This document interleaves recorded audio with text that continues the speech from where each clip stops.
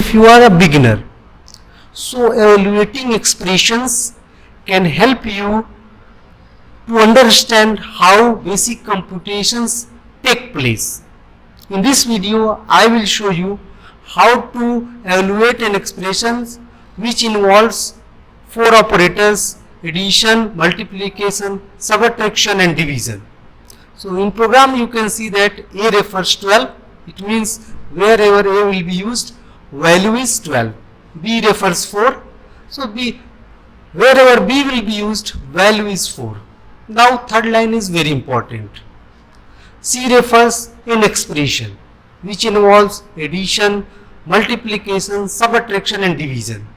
So see that A is replaced by 12, B is replaced by 4, and thereafter C refers 16 plus 48 plus 8 plus 3, and finally C will refer to 75.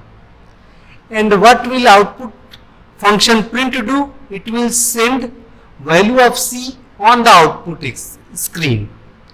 So in this video you have seen that how to evaluate an expressions.